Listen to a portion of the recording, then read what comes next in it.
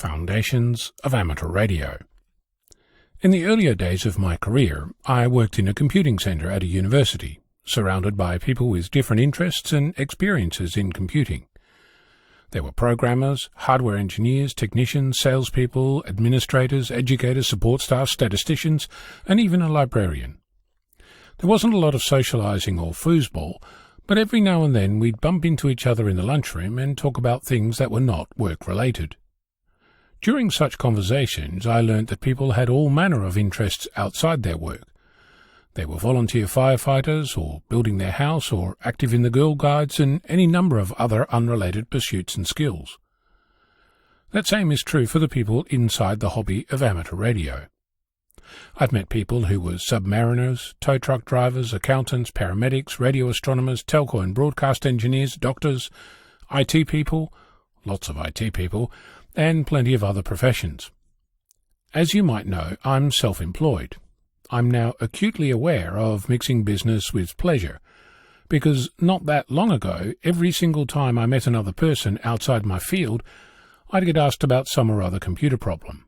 Similarly, I've witnessed medical professionals being asked about specific and personal medical issues, and every time I experienced it or noticed it, a little part of me shied away from either telling people what I did or asking others for professional advice.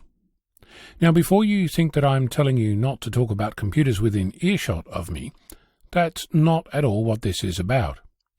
It's about building an awareness that there are people in your community from all kinds of different backgrounds with different experiences, something which I've talked about many times before. But, and here's a new thing, some of those people do not want to give free professional advice, or be dragged kicking and screaming back into their day job when they're out having fun. There's a difference between talking about what a virus is and asking about which computer to buy. A difference between talking about the neurological aspects of mushrooms and asking if someone can help you with deciding which medication to use. There's a difference between talking about radio telescopes and asking to access laboratory measuring equipment. If you're unsure where the line is, think of it in this way. If your mate is a plumber, it's one thing asking them what sand in your sink means, and another thing entirely to ask them to dig up your backyard. I'm not telling you how to live your life. I'm asking you to be considerate of those around you who might have a skill set that you lack and need, whom you've met through the amateur community. An example of how you might navigate this process is to ask the person if it's appropriate to ask a specific question, and to be prepared for hearing no.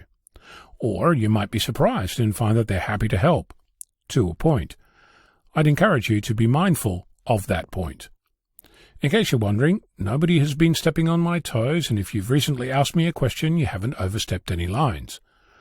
At this point, you might be wondering what this has to do with amateur radio and why I'm talking about it now. The answer lies in the nature and evolution of our community.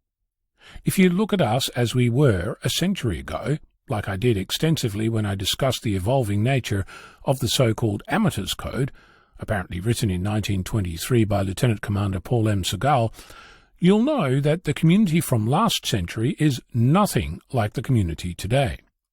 I'm sure that you agree that today we're not gentlemanly, we're not beholden to the ARRL, and we're not all male, to name a few obvious changes.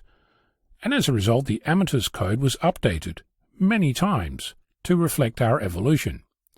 Those changes came about because people had ideas, had discussions, wrote things down and shared them. That's what this is, a mark on the page saying that I'd like our community to be mindful of the expectations made of the members of the community around us. Where are your boundaries? And what did you do when someone stepped on them? I'm Ono, Victor Kilo 6, Foxtrot Lima Alpha Bravo.